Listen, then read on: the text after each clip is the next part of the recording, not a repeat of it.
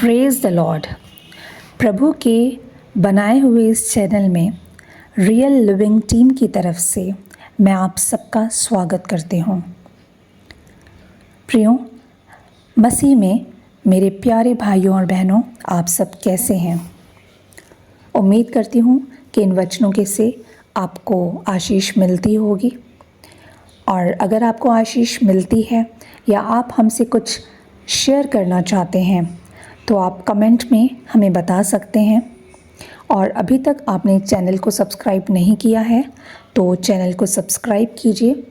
और अगर आपको आशीष मिलती है तो लाइक भी कीजिए और दूसरे लोगों के साथ भी शेयर कीजिए। आइए वचन देखते हैं। मरकुस का 6 अध्याय का 3 पद। मरकुस 6 अध्याय। जब प्रभु यीशु मसीह आराधनालय में उपदेश दे रहे थे तो लोग सरप्राइज हो गए और कहने लगे कि इसको ये बातें कहाँ से आ गईं, ये ज्ञान उसके पास कैसे आया और ये सामर्थ के काम वो कैसे कर पा रहा है। ये तो मरियम का बेटा है, ये तो बड़ा ही है। क्या उसके भाई बहन हमारे बीच में नहीं रहते? इन सब बातों को कह के वो अपने आश्चर्य को जता रहे थे, वो हैरान हो रहे थे। इसलिए उन्होंने इसके विषय में ठोकर खाई। क्यों? क्योंकि वो अपनी सांसारिक आँखों से देख रहे थे कि वो एक बड़ाई का बेटा है, वो एक बड़ाई है। प्रियो, वो तो परमेश्वर का पुत्र था, पर वो उसे पहचान नहीं पाए क्योंकि वो उसे अपनी सांसारिक आँखों से देख रहे थे। प्रभु के प्यारे लोगों, सांसारिक आँखें आपको धोखा दे सकती हैं, आपको गुमराह कर सकती हैं, आपको कंफ्यूज कर सकती हैं, जैसे उन लोगों को किया जो आराधनालय में प्रभु यीशु मसीह के उपदेश को सुन रहे थे। आपको वो नहीं देखने देती आपकी सांसारिक आँखें जो परमेश्वर ने आपके लिए प्लान किया है। बाइबल में ही एक एग्जाम्पल हम देखते हैं, जैसे एलिशा का टहलुआ, जो कि हम देखते हैं दूसरे राजा के 6 अध्याय के 17 पद में। हम देखते हैं कि अरामी सेना लड़ाई करने के लिए खड़ी थी, जो कि बहुत बड़ी सेना थी। वो देखकर एलिशा का टहलुआ डर गया, पर एलिशा वो देख रहा था जो परमेश्वर ने उनके लिए प्लान किया था, उनकी रक्षा करने के लिए, उनकी मदद करने के लिए। एलिशा अपने चारों ओर अग्निमय रथ देख पा रहा था, जो कि परमेश्वर ने उनकी सेफ्टी करने के लिए पहले से ही भेज दिए थे। आइए एक और एग्जाम्पल देखते हैं बाइबल से ही। पहला शमूएल उसका 16 अध्याय में। ये है दाऊद के राज्याभिषेक करने के बारे में। परमेश्वर ने शमूएल को भेजा ताकि वो दाऊद का अभिषेक कर सके, पर शमूएल दाऊद का बाहरी रूप देखकर कंफ्यूज हो गया और सोचने लगा, क्या सच में परमेश्वर ने इसी का अभिषेक करने के लिए मुझे भेजा है? पर परमेश्वर ने कहा कि उनके और मनुष्य के देखने में अंतर है। मनुष्य बाहरी रूप देखता है, पर परमेश्वर की दृष्टि तो मन पर रहती है।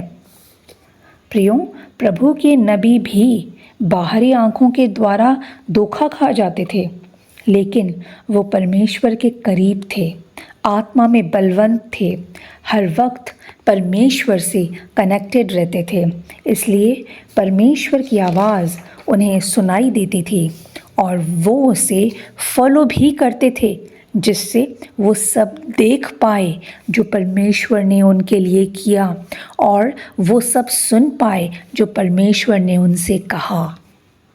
प्रियो, क्या आपके आसपास भी कुछ ऐसा दिख रहा है जो सही नहीं है, या फिर कुछ ऐसा जो आपके विरोध में हो रहा है और आप कंफ्यूज हैं, डिप्रेस हैं?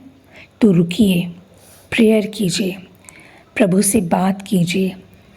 जो इस संसार में सबसे बड़ा है ना, उससे बड़ा हमारा परमेश्वर है। परमेश्वर ने आपके लिए ऑलरेडी सब कुछ पहले से ही इंतज़ाम कर रखा है। बस आप अपनी आँखों के द्वारा कंफ्यूज हो रहे हैं, जो कि शैतान चाहता है आपको कंफ्यूज करना, और फिर आप उसी कंफ्यूजन में आगे बढ़ते जा रहे हैं और डिस्टर्ब होकर रॉन्ग डिसीजन ले रहे हैं या फिर कोई रॉन्ग स्टेप उठा ले रहे हैं। प्रियों, प्रभु से बात करें, वचन पढ़ें, फिर बात करें, फिर वचन पढ़ें। प्रभु आपको आपके शत्रुओं से लड़ने के लिए अग्निमय रथ दिखाएंगे। प्रभु के प्यारे लोगों, अपने फेथ पर काम करें, परमेश्वर पर विश्वास को मजबूत करें। आपकी आँखें और आपकी फीलिंग्स आपको धोखा दे सकती हैं, पर परमेश्वर पर विश्वास आपको कभी भी धोखा नहीं देगा। वो आपको कभी भी नीचे गिरने नहीं देगा, बल्कि आपको ऊपर ही उठाएगा। प्रियों, प्रार्थना करें और वचन पढ़ें। भजन संहिता का 119 अध्याय का 18 पद। आप कहें प्रभु से, प्रभु मेरी आँखें खोल दे कि मैं तेरी व्यवस्था की अद्भुत बातों को देख सकूं। और इफिसियों का पहले अध्याय का 18 पद में भी के अनुसार भी, प्रभु मेरे मन की आँखों को ज्योतिर्मय करो ताकि मैं जान सकूं कि आपके बुलाने से कैसी आशा होती है और पवित्र लोगों में उसकी मीरास की महिमा का धन कैसा है। और इफिसियों का ही 3 अध्याय का 20 पद, वो सामर्थी परमेश्वर है। आप उन्हें कह सकते हैं इस वचन के द्वारा, प्रभु आप सामर्थी परमेश्वर हैं, आप हमारी विनती और समझ से कहीं अधिक कार्य कर सकते हैं, और उस सामर्थ्य के अनुसार जो मुझ में कार्य करता है। प्रभु आपकी महिमा पीढ़ी से पीढ़ी तक युगानुयुग होती रहे। हाँ प्रियों, इन वचनों के थ्रू, इन वचनों को कह बोल बोल के आप प्रार्थना करें। परमेश्वर महान है, वो अति करुणामयी परमेश्वर है। वो अपने प्लान्स को आपके सामने रिवील करेगा। वो आपके चारों ओर अपने स्वर्गदूतों का पहरा दिखाएगा, अग्निमय रथों का पहरा दिखाएगा, ताकि कोई भी शत्रु आपको छूने न पाए। हाँ प्रियों, आप प्रार्थना करें। परमेश्वर महान परमेश्वर है, वो भला परमेश्वर है। Thank you.